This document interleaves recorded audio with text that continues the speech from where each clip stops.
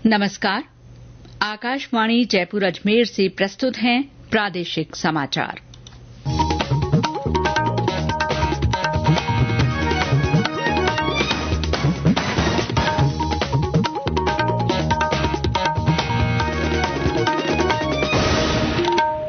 मुख्य समाचार।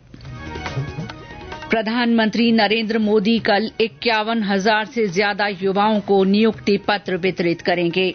जयपुर और जोधपुर में भी रोजगार मेले आयोजित होंगे। प्रदेश की 7 विधानसभा सीटों के उपचुनाव के लिए भरे गए नामांकन पत्रों की जांच में 11 पर्चे खारिज।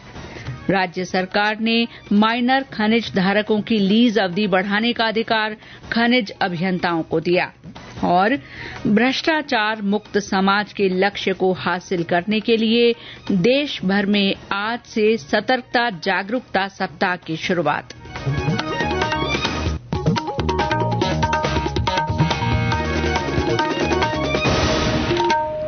समाचारों के साथ मैं शीला चावला और अब समाचार विस्तार से।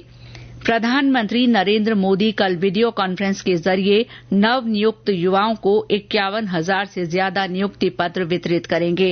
रोजगार मेला पूरे देश में 40 स्थानों पर आयोजित किया जाएगा। नियुक्ति पत्र प्राप्त करने वाले युवा विभिन्न मंत्रालयों और विभागों में केंद्र सरकार के पदों पर नियुक्त होंगे। नव नियुक्त युवाओं को आई गॉट कर्मयोगी पोर्टल पर उपलब्ध ऑनलाइन मॉड्यूल के जरिए बुनियादी प्रशिक्षण लेने का मौका मिलेगा। इस पोर्टल पर 1400 से ज्यादा ई लर्निंग पाठ्यक्रम उपलब्ध हैं। जयपुर में रोजगार मेला सी स्कीम स्थित महावीर पब्लिक स्कूल में आयोजित किया जाएगा।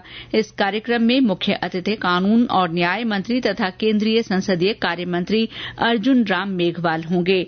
जोधपुर में जय नारायण व्यास शिक्षण संस्थान में आयोजित होने वाले रोजगार मेले में केंद्रीय संस्कृति मंत्री गजेंद्र सिंह शेखावत मुख्य अतिथि होंगे। प्रदेश की 7 विधानसभा सीटों के उपचुनाव के लिए भरे गए नामांकन पत्रों की आज जांच की गई। इन सीटों के लिए कुल 118 नामांकन भरे गए थे।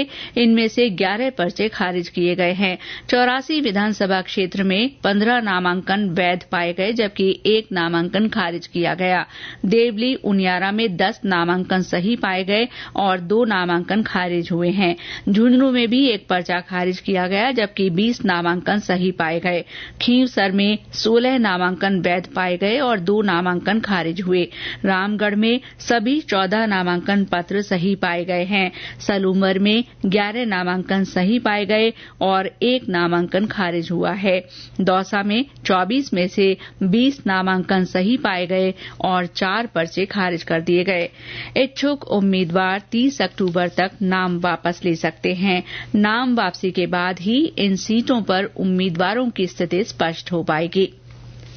केंद्रीय उपभोक्ता कार्य, खाद्य और सार्वजनिक वितरण मंत्री प्रहलाद जोशी ने आज नई दिल्ली में भारतीय खाद्य निगम की शिकायत निपटान प्रणाली के मोबाइल ऐप का शुभारंभ किया। ये ऐप चावल मिल मालिकों की शिकायतों के निपटारे में मदद करेगा। ये केंद्र द्वारा पारदर्शिता, जवाबदेही और हितधारकों की संतुष्टि के लिए अपनाए गए उपायों में से एक है। श्री जोशी ने कहा कि सरकार कुशल प्रशासन के लिए प्रौद्योगिकी के उपयोग पर लगातार विशेष ध्यान दे रही है। आज हम मिलर्स को भी कह रहे हैं, आपका जो भी ग्रीवेंसेस आएगा, that grievances will be addressed and it will be addressed in the most transparent manner. Through this system we have done it and with just few taps on their mobile device our rice millers can register grievances, track its status and receive the swift resolution.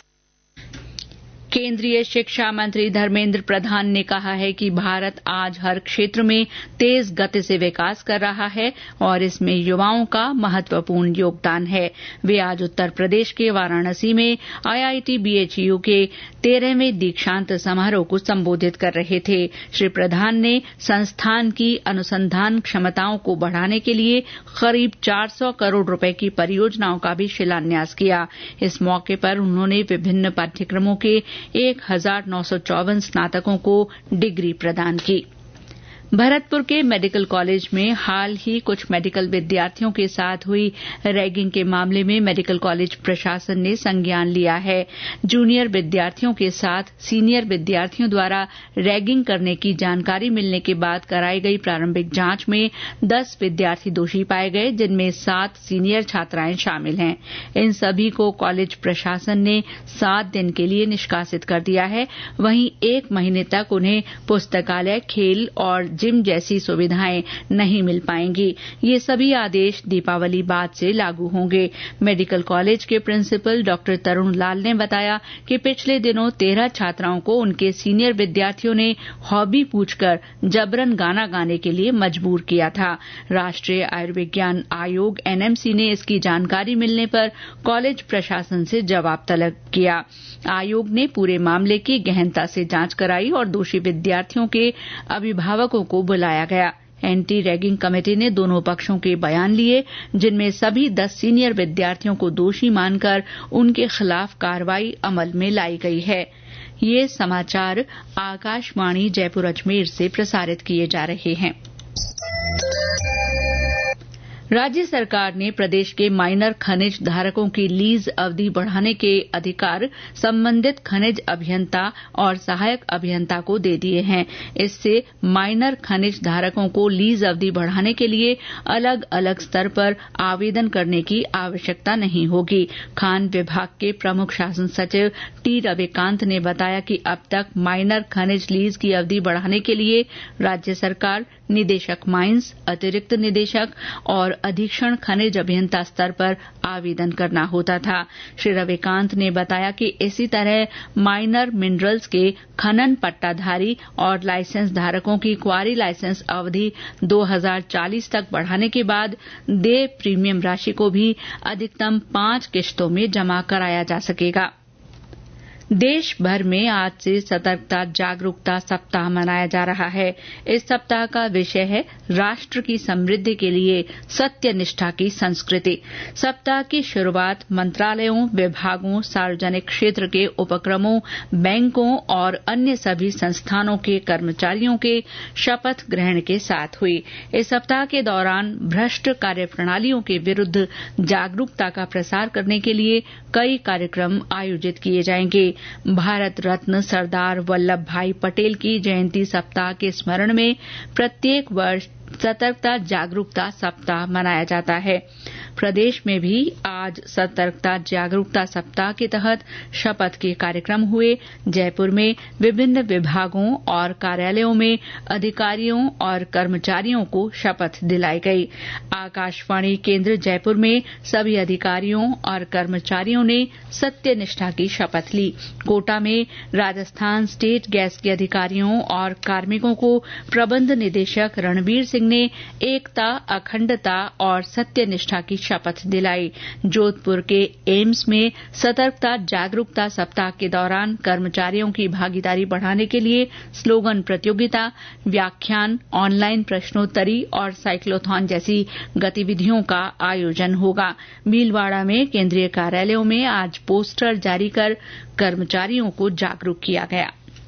युवा आपदा मित्र योजना के अंतर्गत राष्ट्रीय cadet corps, Nehru युवा केंद्र संगठन, राष्ट्रीय सेवा योजना और भारत स्काउट गाइड्स के 2,37,000 से ज्यादा स्वयंसेवकों को प्रशिक्षित किया जाएगा। केंद्रीय गृह सचिव गोविंद मोहन ने राष्ट्रीय आपदा प्राधिकरण के 20वें स्थापना दिवस समारोह के दौरान आज नई दिल्ली में इस योजना का शुभारंभ किया। इस योजना का उद्देश्य सामुदायिक स्वयंसेवकों को आपदा की तैयारी और प्रतिक्रिया के लिए प्रशिक्षित करना है।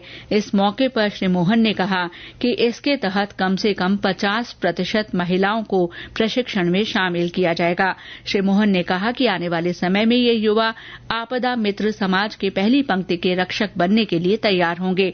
इस साल जुलाई में केंद्रीय गृह मंत्री अमित शाह ने 470 करोड़ रुपए से ज्यादा लागत से युवा आपदा मित्र योजना के प्रस्ताव को मंजूरी दी थी, जिसे देश के 315 आपदा संभावित क्षेत्रों में लागू किया जाएगा। राजस्थान कर्मचारी चयन बोर्ड ने विद्यार्थियों के लिए विभिन्न भर्ती परीक्षाओं के आवेदन करते समय सावधानी बरतने का परामर्श दिया है। बोर्ड ने आज एक विज्ञप्ति जारी कर कहा कि बोर्ड द्वारा आयोजित की जाने वाली परीक्षाओं में परीक्षार्थियों द्वारा परीक्षा प्रवेश पत्र के साथ स्वयं के मूल पहचान पत्र जैसे Aadhaar card, voter ID card, driving licence लगाए जाते हैं। सभी परीक्षार्थियों से कहा गया है कि वे मूल पहचान पत्रों में लगी फोटो 3 साल या उससे ज्यादा पुरानी होने पर पहचान पत्र में फोटो को अपडेट करा लें। इससे परीक्षा के समय उनके प्रवेश पत्र की फोटो का मिलान करने में आसानी होगी। ऐसा नहीं होने पर परीक्षा केंद्र में परीक्षार्थियों को प्रवेश करने में कठिनाई हो सकती है। सशक्त समाज अभियान के तहत आज बाड़मेर में आदर्श स्टेडियम में दिव्यांगजन के लिए सहायक अंग वितरण कार्यक्रम आयोजित किया गया। जिला प्रशासन और सामाजिक न्याय तथा अधिकारिता विभाग की ओर से आयोजित इस कार्यक्रम में दिव्यांगों को सहायक कृत्रिम अंगों और उपकरणों का वितरण किया गया। इस मौके पर वाणिज्य और उद्योग राज्य मंत्री के बिश्नोई ने कहा कि समन्वित प्रयास सशक्त समाज अभियान का मुख्य उद्देश्य दिव्यांगजन को सरकारी योजनाओं से जोड़ते हुए उनके जीवन में गुणात्मक सुधार लाना है। ये अभियान दिव्यांगों के सशक्तिकरण की दिशा में महत्वपूर्ण पहल है। इस दौरान जिला कलेक्टर टीना डाबी और कई जनप्रतिनिधि मौजूद थे। त्योहारों पर अत्यधिक यात्री भार को देखते हुए उत्तर पश्चिम रेलवे ने भीड़ को नियंत्रित करने के लिए विशेष अभियान शुरू किया है। रेलवे सुरक्षा बल जीआरपी के साथ सिविल डिफेंस के जवानों को भी इस काम के लिए तैनात किया जा रहा है। उत्तर पश्चिम रेलवे के मुख्य जनसंपर्क अधिकारी कैप्टन शशि किरण ने ये जानकारी दी। और अंत में मुख्य समाचार एक बार फिर। प्रधानमंत्री नरेंद्र मोदी कल 51,000 से ज्यादा युवाओं को नियुक्ति पत्र वितरित करेंगे। जयपुर और जोधपुर में भी रोजगार मेले आयोजित किए जाएंगे। प्रदेश की 7 विधानसभा सीटों के उपचुनाव के लिए भरे गए नामांकन पत्रों की जांच में 11 पर्चे खारिज किए गए। राज्य सरकार ने माइनर खनिज धारकों की लीज अवधि बढ़ाने का अधिकार खनिज अभियंताओं को दिया है। और भ्रष्टाचार मुक्त समाज के लक्ष्य को हासिल करने के लिए देश भर में आज से सतर्कता जागरूकता सप्ताह मनाया जा रहा है। इसके साथ ही प्रादेशिक समाचार बुलेटिन समाप्त हुआ। नमस्कार।